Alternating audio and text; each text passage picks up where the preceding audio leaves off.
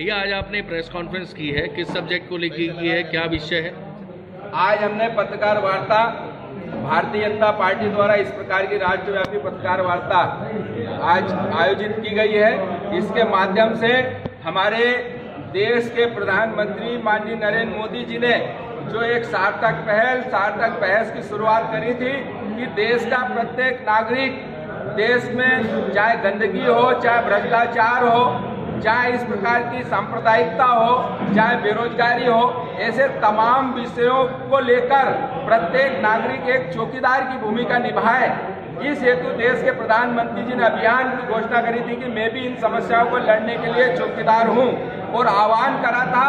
कि प्रत्येक नागरिक इस अभियान से जुड़े और मैं भी चौकीदार अर्थात अपने आप को चौकीदार की भूमिका निभाए। और इस हेतु जब हमारे प्रधानमंत्री जी ने इस अभियान की शुरुआत करी तो कांग्रेस के अध्यक्ष द्वारा इस अभियान का मजाक उड़ाया गया, और मजाक उड़ाया गया अर्थात चौकीदार को चोर और इस प्रकार के तमाम आरोप लगाने का काम करा है। हम पत्रकार वार्ता के माध्यम से जनता के बीच में इस विषय को लेकर जा रहे हैं कि देश में काम करने वाले वो 25 लाख गरीब परिवार जो चौकीदार की भूमिका में काम करते हैं, ऐसे प्रत्येक परिवार का अपमान करने का काम करा है। साथ ही साथ उन परिवारों के साथ वो समस्त समाज का अपमान करने का काम करा है। हम देश के बीच में, देश की जनता के बीच में ये विषय ले आकर मांग कर रहे हैं कि निश्चित रूप से ऐसे दल को और ऐसे व्यक्ति को आने वाले चुनाव में सबक अवश्य सिखाए, और इस में भी चौकीदार अभियान से प्रत्येक नागरिक जुड़े। और इस हेतु आने वाली कल 31 तारीख को हमारे देश के प्रधानमंत्री देश के 25 लाख चौकीदारों को तो संबोधित करेंगे ही, साथ ही उनसे बात करेंगे और देश के हमारे इस प्रकार के सभी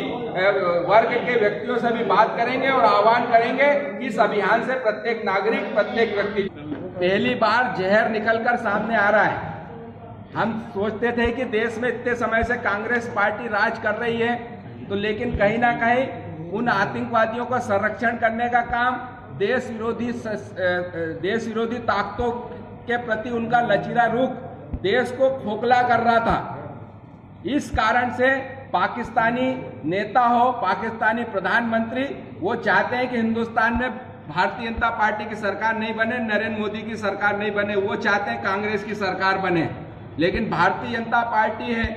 देश के प्रधानमंत्री नरेंद्र मोदी जी हैं, जिन्होंने आतंकवाद और ऐसे विषयों पर सख्त रुख अपनाने का काम करा है। और इस कारण